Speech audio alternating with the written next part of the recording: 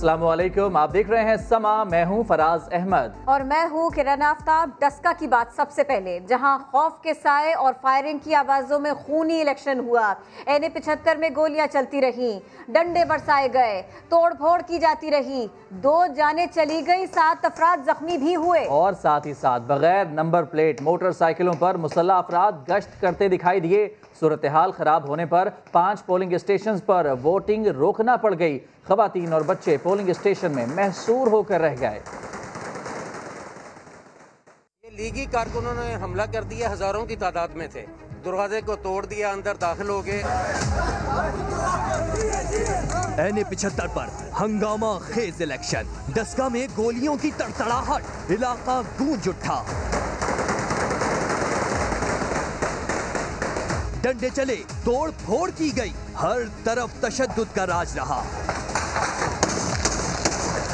बगैर number plate मोटरसाइकिलों पर सवार असलहा बरदार दनदनाते रहे, खौफ फैलाते रहे।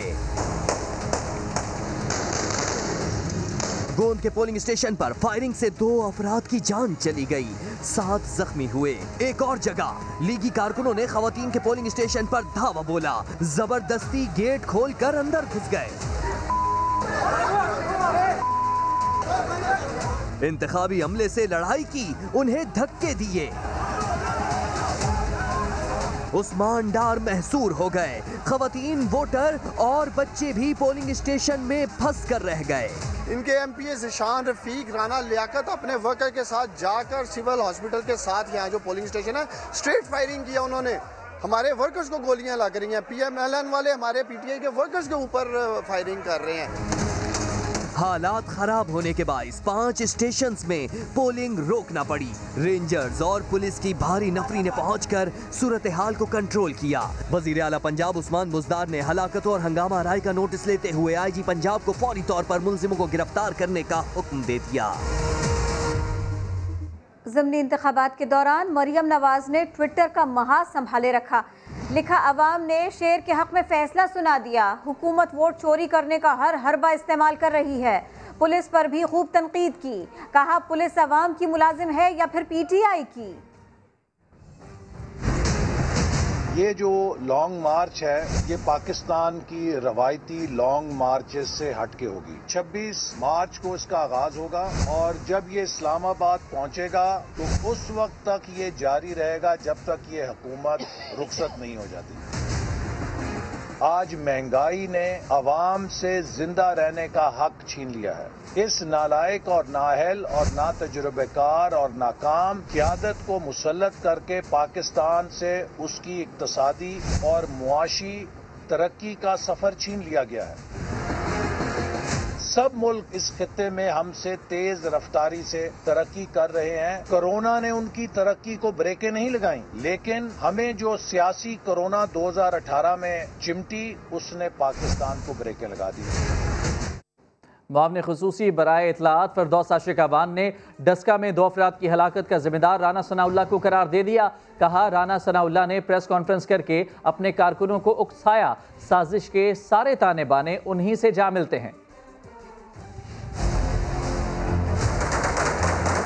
इस हल्के को टारगेट करके बदअमनी और फसाद का शिकार करने की साजिश के ताने बाने राना सनाउल्लाह की सोच के साथ जुड़े हैं, जिसने प्रेस कॉन्फ्रेंस में पुरअमन इलेक्शन के माहौल को पुरतशद्दद बनाने के लिए कारकुनान को उकसाया और एक दूसरे पे चढ़ दौड़ने के लिए कारकुनान को मसल्ला किया। प्राइवेट गनमैन के जरिए मुख्तलिफ पोलिंग स्टेशनों के बाहर हवाई फायरिंग की।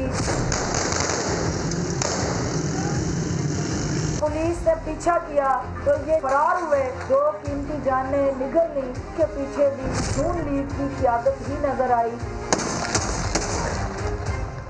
डस्का में फायरिंग किसने की? नून लीग और तहरीक इंसाफ एक दूसरे पर इल्जामात लगा रही है। PTI ने राना सनाउल्लाह को जिम्मेदार ठहराया तो नून लीग ने उस्मान डार पर इल्जाम लगाया। उस्मा बुखारी कहती है उस्मान डार टाइगर फोर्स लेकर आए थे, इसी ने फायरिंग की। अब PTI रहनुमा को गिरफ्तार किया जाए। प्लानिंग से, एक मनसूबाबंदी से डस्का शहर में खून की होली खेली गई। ये टाइगर फोर्स के लोग थे जो मुख्तलिफ इलाकों से आए हुए थे। सारे वाकये का खुरा निकालना है, उस्मान डार को अरेस्ट करें। डस्का का इंतखाबी मैदान खूनी मैदान कैसे बना? फिरदौस आशिक आवान के राना सना पर इल्जामात का जवाब देने नून लीगी रहनुमा मैदान में आए। उस्मा बुखारी ने सारा वाकया सुनाया। कहा लीगी रहनुमा बीच बचाव करा रहे थे, उनका अपना बच्चा जद में आ गया। इनके बीच में क्रॉस फायरिंग हुई।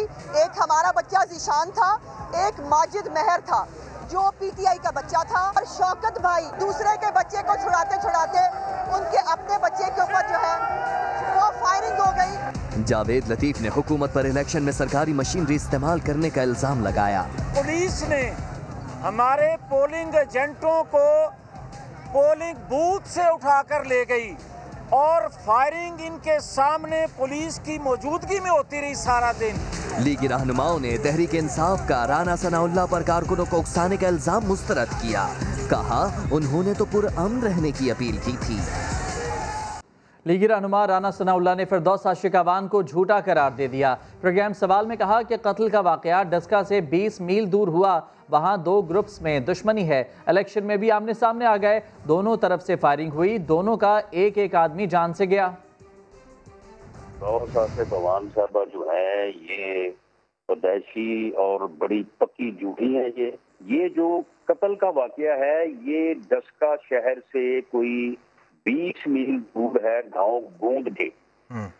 वहां पे 2 ग्रुप्स हैं जिनकी आपस में पहले भी अदावत और दुश्मनी है, लड़ाई झगड़ा है। आज इलेक्शन के मौके पे भी उनका आमना सामना हुआ जिसके ऊपर दोनों तरफ से फायरिंग हुई है और दोनों तरफ से एक एक आदमी के एक्सपायर होने की खबर है। ये सिर्फ इनका आज सारा दिन इन्होंने इस किस्म के वाकयात करके कोशिश की है कि वोटर जो है वो घरों से ना निकले। अब डस्का में फायरिंग से जाँ बहक दोनों अफराद कौन थे? मरियम औरंगजेब तो इस सिलसिले में बयानात बदलती रहीं। पहले कहा दोनों नून लीग के कारकुन थे, उस्मान डार ने नाम पूछे तो लीगी तर्जुमान बुरा मान गई।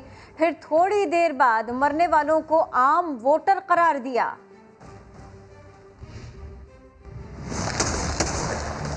डस्का में ज़िमनी इंतखाब के दौरान 2 अफराद की हलाकत। मरियम औरंगजेब के बदलते बयानात। समा से गुफ्तगू में जाँ बहक होने वालों को नून लीग का कारकुन करार दिया।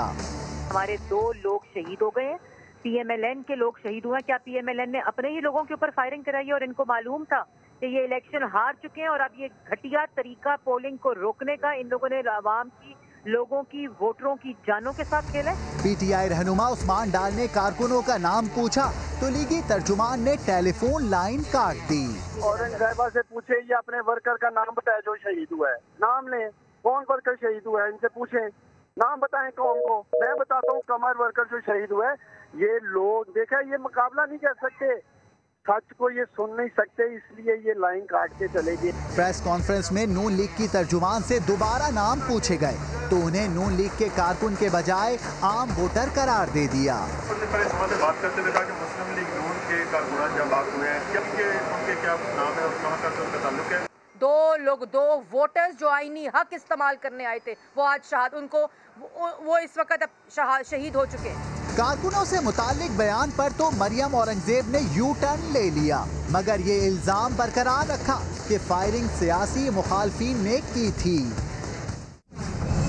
एक दिन 3 पेशियां, तफसीलात कुछ देर बाद। कौमी और सूबाई असम्बलियों के 2 हलकों में वोटों की गिनती इस वक्त जारी है। सबसे तगड़ा मुकाबला NA-75 डस्का और PP-51 वजीराबाद में है। दोनों हलकों में PTI और नून लीग के उम्मीदवारों में कांटे का मुकाबला देखा जा रहा है। PP-51 वजीराबाद के 50% गैर सरकारी गैर हतमी नताइज भी मौसूल हो चुके हैं, जिसके मुताबिक PTI और नून लीग के उम्मीदवारों में महज 500 वोटों का फर्क है। NA-75 डस्का पर तो और भी दिलचस्प सूरत हाल है। 31 पोलिंग स्टेशंस के नताइज मिल चुके हैं। यहाँ PTI और नून लीग के उम्मीदवारों में सिर्फ 245 वोटों का ही फर्क है। पोलिंग के बाद अब NA-75 डस्का और PP-51 वजीराबाद में बड़ी दिलचस्प सूरत हाल रही, जहां नून लीग और PTI दोनों जमातों के कारकुन जश्न मना रहे हैं। डस्का में दिन भर सूरत हाल कशीदा रही, वहां अब हो क्या रहा है, शहजाद अहमद से ही जानेंगे। क्या दोनों जमातें ही जश्न मना रही हैं? अमन अमान की मजमूई सूरत हाल अब क्या है, शहजाद हमें बताएं।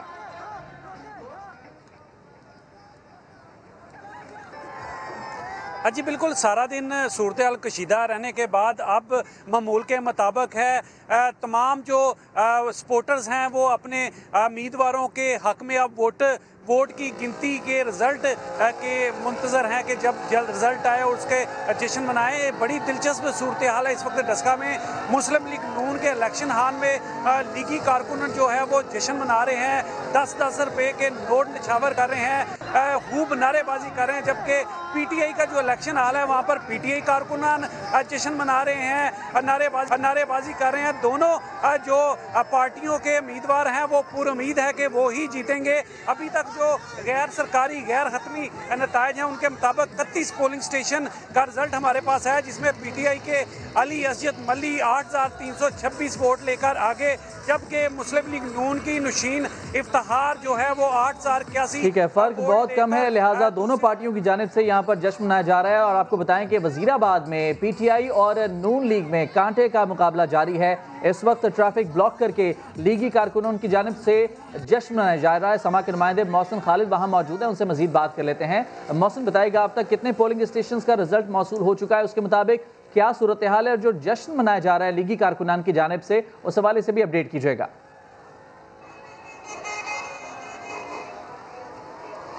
जी बिल्कुल, PP-51 में 162 पोलिंग स्टेशन है, जिनमें से निस्फ का नतीजा जो है वो सामने आ चुका है और 27,031 वोट हैं मुस्लिम लीग नून के, जबकि जो PTI के उम्मीदवार हैं सिर्फ 559 वोटों के से जो है वो पीछे हैं। तो बड़ा इंतहाई दिलचस्प मामला ये है कि दोनों पार्टियों के कारकुनान जो है इस वक्त जो है यहाँ पे जश्न मना रहे हैं। ताहम नून लीग के जो कारकुनान हैं इन्होंने रोड ब्लॉक कर दी है।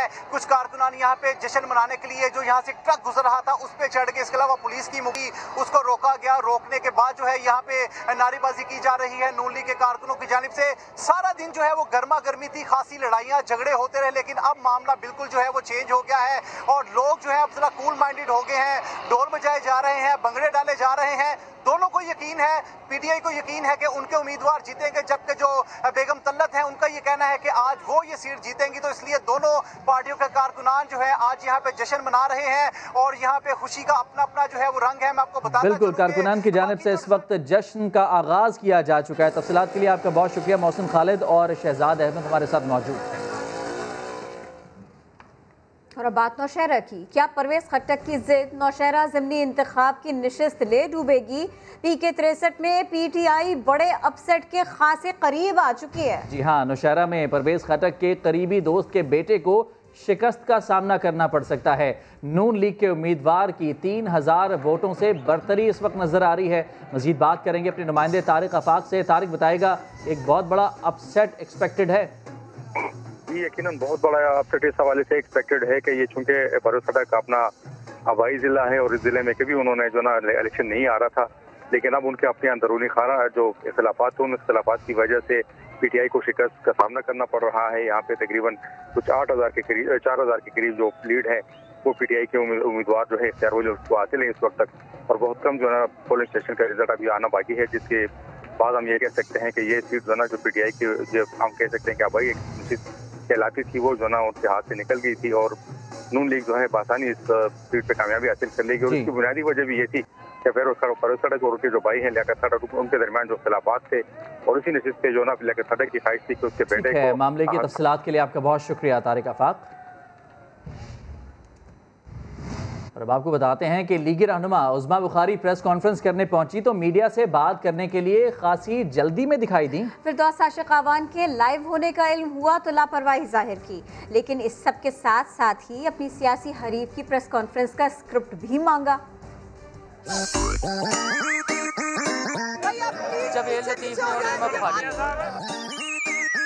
अभी मैं लोगों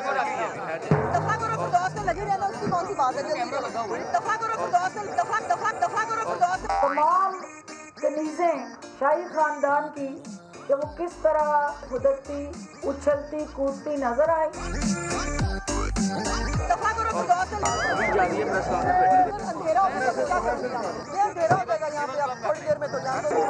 कैमरे लगवाने दो, जल्दी करो ना भाई, अब आप सब लोग पीछे हो जाए।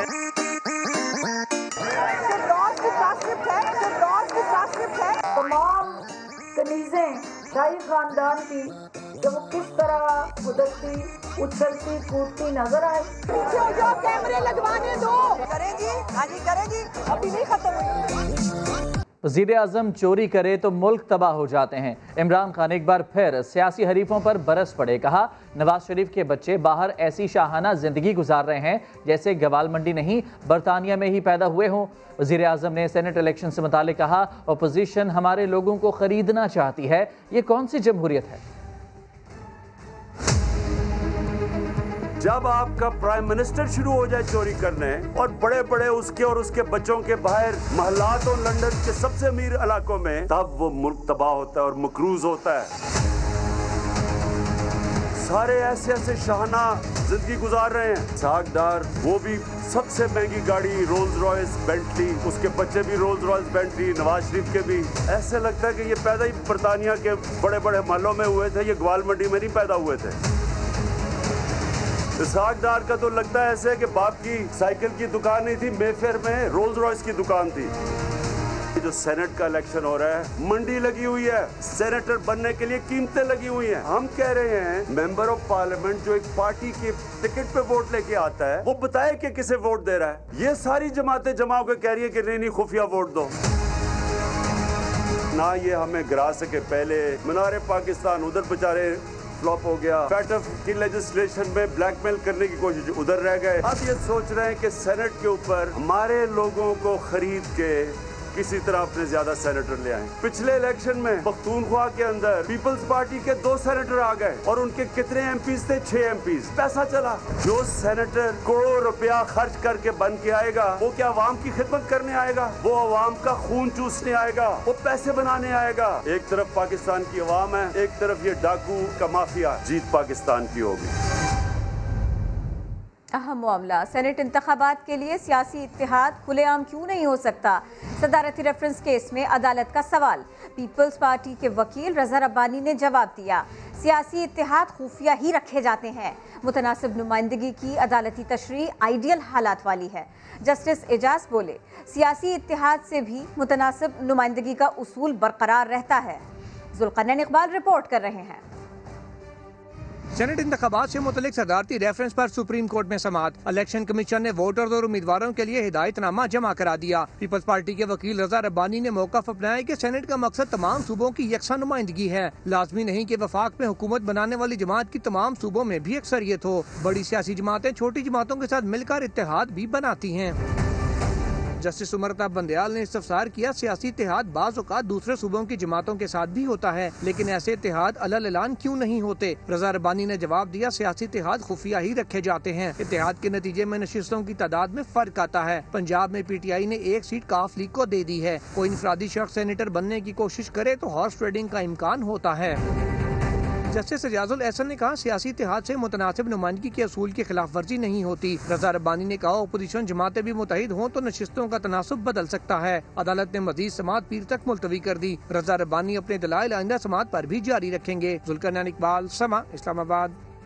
सेनेट इलेक्शन के लिए खैबर पख्तूनख्वा और बलूचिस्तान में मंडी लगी है। वफाकी वज़ीर इत्तलात शिबली फराज कहते हैं कि सेनेटर्स का इंतखाब पैसे की बुनियाद पर नहीं, पार्टी वाबस्तगी पर होना चाहिए। जहांगीर तरीन को NRO देने के सवाल पर बोले, ये तो अपोजिशन मांगती है। सेनेट इलेक्शंस है वो एक मंडी सी बन जाती है, जिस तरह कि हम सुन रहे हैं कि खैबर पख्तूनख्वा में, बलूचिस्तान में और जगहों पे ये सिलसिला अभी भी इस वक्त हो रहा है। इस्लामाबाद की सीट शेख साहब जीतेंगे। नंबर्स हैं हमारे पास, ये नहीं है कि हमारे पास नंबर कम है। इत्तेहाद भरने का नहीं है। जहांगीर तरीन साहब, हमारी पार्टी से उनका बड़ा गहरा ताल्लुक था। पार्टी के साथ उनका ताल्लुक, उनकी हमदर्दियाँ वो अभी भी बरकरार हैं और हम उसकी रिस्पेक्ट करते हैं। वो भी हफीज शेख साहब के लिए वो करेंगे। क्या जहांगीर तरीन साहब को NRO की यकीन दहानी करा दी गई है? NRO सिर्फ अपोजिशन मांग रही है और जहांगीर तरीन अपोजिशन का हिस्सा नहीं है। चेयरमैन सेनेट के खिलाफ अदम एतमाद की तहरीक में कितने सेनेटर्स ने वोट बदला? राना सनाउल्लाह पर हर बात से बाखबर, लेकिन नाम बताने से गुरेज किया। समा को इंटरव्यू में कहा, तफसील बता दें तो दूसरी पार्टी के लिए मसला बन सकता है। टोटल 11 लोग थे, सभी को पता है कि किसके कितने थे। वो फिगर अगर मैं बोलूँगा तो उसमें फिर दूसरी पार्टी जो है उसको फिर एम्बैरसिंग हो जाता है। ये कहना कि सभी लोगों ने पैसे लिए थे, ये गलत है। लोगों को ब्लैकमेल किया गया, लोगों को धमकाया गया, लोगों को डराया गया। मरियम नवाज जिसका नाम है ना, वो मुसीबत जो है ना वो इनको भुगतनी पड़नी है, वो इनसे टलेगी नहीं। इनको अब हिसाब देना ही पड़ेगा।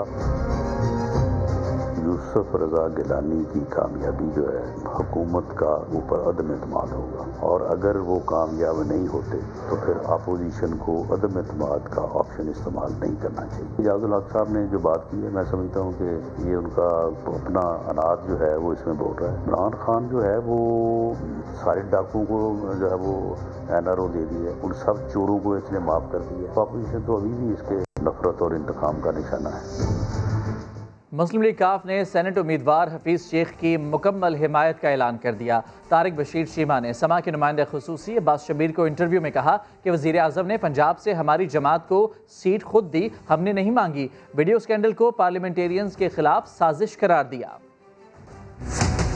एडवांटेज वो ये लेने की कोशिश कर रहे हैं कि शायद हफीज़ शेख साहब सियासी आदमी नहीं है, उनकी इतनी वाकफियत इलेक्टोरल कॉलेज में नहीं होगी, लेकिन मैं समझता हूँ कि ये सारी खाम ख्याली है। हमारे जितने वोट हैं, हम यकीनी तौर पर ये हफीज़ शेख साहब को हमने वोट डालने हैं। जो हमारी स्ट्रेंथ है वो स्ट्रेंथ मिलेगी, वो नहीं हारेंगे। कामल अली आगा साहब भी इंशाअल्लाह ताला जीतेंगे, और जो बाकी हुकूमती कैंडिडेट हैं वो भी।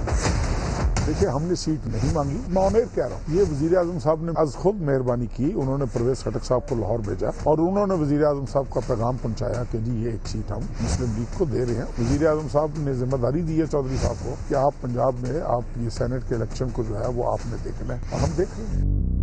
जहांगीर तरीन साहब की अपनी एक हैसियत है, इसमें कोई शक नहीं है। उनका एक मुकाम रहा है PTI के अंदर, अब दोबारा से वो एक्टिव हुए हैं, तो हमारे साथ उनके ज़ाती तल्लुकात भी हैं, और वैसे भी हम एक दूसरे को मिलते जुलते रहते हैं। हमारे लिए काबिल एहतराम है वो। ये पार्लियामेंटेरियंस को बदनाम करने की एक साजिश है। 2-4 लोग इस तरह के होते हैं, गंदी मछलियाँ होती हैं जो पूरे तालाब को गंदा करती हैं, और इसके ऊपर एक ब्रॉड बेस्ड इंक्वायरी होनी चाहिए। हमने आज तक ना किसी को दिए हैं ना लिए हैं। कमरे में सांप छोड़ा गया, बिलावल भुट्टो जरदारी ने कत्ल की साजिश रचाई, हलीम आदिल शेख ने संगीन इल्जामात लगा दिए। PTI रहनुमा की एक दिन में 3 पेशियां हुई। इरफानुल हक रिपोर्ट कर रहे हैं। हलीम आदिल शेख को अदालतों के चक्कर ने घन चक्कर कर दिया। एक ही दिन में 2 बार ATC और 1 बार मलीर कोर्ट में पेशी। ज़िमनी इलेक्शन में हंगामा आराई और दहशतगर्दी के मुकदमे में हलीम आदिल और दीगर मुल्जिमान को इंसदादे दहशतगर्दी अदालत में पेश किया गया। हलीम आदिल ने अदालत को बताया कि उनके कमरे में 4.5 फीट का ब्लैक कोबरा सांप छोड़ा गया। अदालत ने इस्तफसार किया, आपने सांप के दांत देखे थे, वो क्या कर रहा था? हलीम आदिल शेख ने कहा कि उनको कत्ल कराने की साजिश हो रही है। काला नाग मेरे कमरे में छोड़ा गया। मुराद अली शाह ने बिलावल के कहने पे अपने पुलिस अफसरान को मिलकर मुझे मरवाने की इस काले नाग से साजिश की है। PTI रहनुमा के बयान पर जज ने रिमार्क्स दिए, हम आपको जेल भेज रहे हैं, आप वहाँ महफूज रहेंगे, सियासी बयानात बाहर जाकर दीजिएगा। अदालत ने हलीम आदिल की दरख्वास्त जमानत पर प्रोसिक्यूटर को 22 फरवरी के लिए नोटिस जारी कर दिया। मुल्जिमान को तजावजात ऑपरेशन में रुकावट डालने और हंगामा आराई के मुकदमे में मलीर कोर्ट में भी पेश किया गया। पुलिस ने बताया दहशतगर्दी के शवाहिद मिले हैं, इसलिए मुकदमे में दहशतगर्दी की दफात शामिल कर ली गई हैं। जुडिशल मजिस्ट्रेट मलीर ने मुल्जिमान को ATC में पेश करने का हुक्म दिया, लेकिन इंसदादे दहशतगर्दी अदालत में वक्त खत्म होने की वजह से मुल्जिमान को 1 रोजा राहदारी रिमांड पर फिर पुलिस की तहवील में दे दिया गया। कैमरामैन इमरान शाहिद और कामरानुद्दीन के साथ इरफानुल हक, समा, कराची। कराची में CIA सेंटर की कदीम इमारत पे सांप निकलने के वाक़े की तहकीकात की जा रही है। पुलिस के मुताबिक सांप 3 फीट लंबा था। मजीद बात होगी चीफ क्राइम रिपोर्टर समा अहमद रहमान खान से। अहमद रहमान खान, कहाँ से आया ये सांप, कहाँ देखा गया ये सांप? जी देखिए, CIA सेंटर सदर में वैसे तो मुल्जिमान को ग्राउंड फ्लोर पर वाक़ बैरिक में रखा जाता है, लेकिन हलीम आदिल शेख को पहली मंजिल पर वाक़ कमरे में रखा गया था। SSP हैदर रजा जो कि SSP SIU है, उनकी जानिब से कहा गया है कि वो अपने कमरे में ही मौजूद थे और एक ऐसे कमरे में जिसमें कोई खिड़की भी नहीं थी सिक्योरिटी खदशात के पेश नजर। जब वो सुबह वॉशरूम जाने के लिए कमरे से जो है वो आगे निकले हैं बैल्कनी की जानिब, तो वहाँ गैलरी में जो है वो सांप मौजूद था, जिसको वो भी जो है वो उसी जानिब जो है वो बढ़ रहा था वॉशरूम की जानिब। हलीम आदिल शेख ने जब ये देखा है तो उन्होंने स्टिक उठाई है जो कि वहीं आसपास ही रखी हुई थी, उससे जो है उन्होंने सांप को मारा है और उसके बाद वहां मौजूद एहलकारों को वहां बुलाया है और दिखाया है। ये SSP हैदर रजा का कहना है कि साथ में इस हवाले से भी तहकीकात जो है वो की जा रही हैं कि कुछ देर कबल ही एक शख्स जो है वो हलीम आदिल शेख का मुलाजिम उनके लिए नाश्ता जो है वो लेकर आया था, क्योंकि वो पुलिस की जानिब से दिए जाने वाले नाश्ता नहीं खा रहे थे। उनका कहना था कि घर से जो है वो उनका खाना मंगवाया जाए, तो कुछ देर कबल जो है वो उनका खाना वहां से भी आया था। अहमद, बहुत शुक्रिया, आपने अपडेट किया। छक्के चौकों की गूंज में बनते टूटते रिकॉर्ड्स। PSL के रिकॉर्ड साज बैट्समैन हैं कामरान अकमल, जिन्होंने 56 मैचेस में 3 सेंचुरियों की मदद से सबसे ज्यादा 1537 रन बना रखे हैं। 127 रन की सबसे बड़ी इनफरादी इनिंग्स कॉलिन इंग्राम ने खेली है। सबसे ज्यादा 81 छक्के लगाने का रिकॉर्ड शेन वॉटसन के पास है। PSL हिस्ट्री का सबसे बड़ा टोटल इस्लामाबाद यूनाइटेड का 3 विकेटों पर 238 रन है। वहाब रियाज PSL के कामयाब तरीन बॉलर हैं, जिन्होंने 55 मैचेस में 18.71 की औसत से 76 शिकार किए हैं। बेहतरीन बॉलिंग का रिकॉर्ड रवि बपारा के पास है, जिन्होंने 16 रन देकर 6 शिकार किए। ग्वादर क्रिकेट स्टेडियम में पहली बार हुआ नुमाइशी मैच, जहां टीम्स थी ग्वादर डॉल्फिन और शोबिस शार्क्स, और इन टीम्स में थे नामवर फनकार और विफाकी वज़रा। कादिर ख्वाजा रिपोर्ट कर रहे हैं।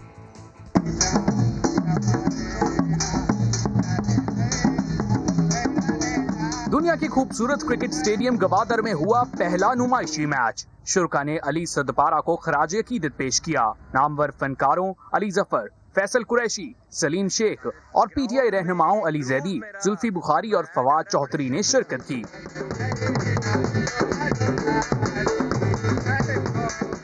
हुकूमती नुमाइंदों का कहना था कि गवादर का नजारा बेहतरीन है। गुज़श्ता हुकूमतों ने बलूचिस्तान को नजरअंदाज किया। उन्होंने PCB से दरख्वास्त की कि PSL की नुमाइशी मैचेस गवादर में कराए जाएं। PSL है और जो बाकी टीमें हैं उनको आना चाहिए इधर, और अभी शुरू हो गया क्रिकेट, तो इंशाल्लाह ये भी शुरू हो जाएगा। जो भी हुकूमत आती थी बलूचिस्तान में कोई तवज्जो नहीं देती थी, हम पूरे तरीके से बलूचिस्तान पे तवज्जो देना चाह रहे हैं। PCB के चीफ एग्जीक्यूटिव वसीम खान कहते हैं कि गवादर से खूबसूरत जगह कहीं नहीं देखी। लोग केप टाउन की बात करते हैं, बैकड्रॉप होता है टेबल माउंटेन, लेकिन ये इसकी खूबसूरती मैंने कभी नहीं देखी क्रिकेट ग्राउंड में। तो ये देखिए, हम इंशाल्लाह हम इनके साथ हम काम करेंगे, इस ग्राउंड को डेवलप करेंगे। नुमाइशी मैच में शोबिस शार्क्स की टीम ने गवादर डॉल्फिन को 12 रन से शिकस्त दी। कैमरा टीम के साथ कादिर ख्वाजा, समा गवादर। अवामी वजीर आजम किसानों के बीच पहुंच गए। गाजी बरोथा में किसानों से मिले, उनके मसाइल सुने। वजीर आजम का कहना था ज़रूरी पैदावार बढ़ाने के लिए बहुत सारे इक़दाम कर रहे हैं। असल मेहनत किसान करते हैं, पैसा कोई और कमा रहा है।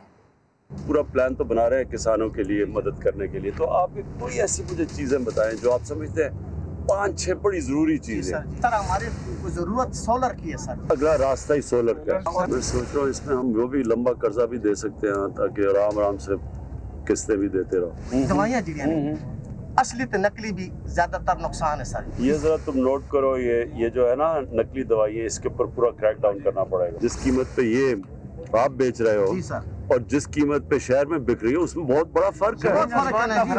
इतना ज्यादा बीच में कोई पैसा बना रहा है, मैंने तो ये कर रहे हो। हम इसके ऊपर भी हमने वो पूरा प्रोग्राम बनाया हुआ है इसके लिए। कमर तोड़ महंगाई का नया वार। ECC ने यूटिलिटी स्टोर्स पर घी 30 रुपए महंगा करने की मंजूरी दे दी। नीलम चहलम सरचार्ज खत्म करने की मंजूरी भी दी गई। शकील अहमद रिपोर्ट कर रहे हैं। मुशीर खजाना अब्दुल हफीज शेख की ज़ेर सदारत काबीना की इक्तसादी राब्ता कमेटी का इजलास। यूटिलिटी स्टोर्स कॉर्पोरेशन पर घी की कीमतों में 30 रुपए फी किलो इजाफे की मंजूरी। सब्सिडी की बुनियाद पर 170 रुपए फी किलो में मिलने वाला घी अब 200 रुपए में दस्तयाब होगा। वजारत खजाना के मुताबिक फैसला घी की आलमी कीमतों में इजाफे के बाइस किया गया। कमेटी का 4 मसनूआत पर सब्सिडी बरकरार रखने का फैसला। यूटिलिटी स्टोर्स हुकाम के मुताबिक चीनी 68 रुपए किलो, 20 किलोग्राम आटे का थैला 800 रुपए, दाल चना 130, दाल मसूर 130, सफेद चने 115 रुपए फी किलो में ही मिलेंगे। इसके अलावा चावल सेला 139 और बासमती 149 रुपए किलोग्राम में मुयस्सर होंगे। ईसीसी ने नीलम जहलम सरचार्ज खत्म करने की मंजूरी दे दी। 2015 में मुद्दत खत्म होने के बावजूद बिजली के सार्फिन से 10 पैसे फी यूनिट वसूली जारी थी। 2008 से अब तक सरचार्ज की मद में आवाम की जेबों से अरबों रुपए निकाले गए। शकील अहमद, समा, इस्लामाबाद। कौमी असम्बली में राजा परवेज अशरफ और वजीर तवानाई उमर अयूब के दरमियान जबरदस्त लफ्जी जंग हुई। बिजली महंगी होने पर स्पीकर से पूछा, लोग बिजली का बिल दें या ना दें। उमर अयूब ने महंगी बिजली को साबिका हुकूमतों का गुनाह करार दिया। जब 8 रुपए का बिजली का बिल था तो वो इस तरह करते थे, बिजली के बिल को फाड़ते थे। मैं बिल दूं या ना दूं, मेरे लोग बिल दें या ना दें। ये इसी तरह मुतरादिफ है कोई कब्र खोद के उस पर लेट जाए और खुद चले अपने ऊपर रखे और कहे मेरे ऊपर मिट्टी भी डाल दो। कि हम 4 रुपए का यूनिट देते थे, आज जो 1 यूनिट है वो 28 रुपए का दिया जा रहा है। वो आपकी कैपेसिटी चार्जेस या कंपल्सरी चार्जेस 2018 में 642 अरब रुपए तक पहुंच गई थी। कि इस हुकूमत ने मादरे वतन को IMF के पास गिरवी रख दिया है। ये आप अपने इत्तेहादियों से पूछे कि इन्होंने पाकिस्तान की आवाम को क्यों गिरवी रखा। 35,000 वो कर्जा 2.5 साल में आपने चढ़ा दिया, फिर ये सर्कुलर डेट किधर गया है? इनके गुनाहों को हम लोग साफ कर रहे हैं। कर्जा जो इन्होंने लिया था उसकी सूद की अदायगी के लिए हम लोग अदायगी कर रहे हैं। इल्जामात से मुल्क आगे नहीं जाएगा। आप हमें जितना भी बुरा साबित करने की कोशिश करेंगे नहीं कर सकेंगे।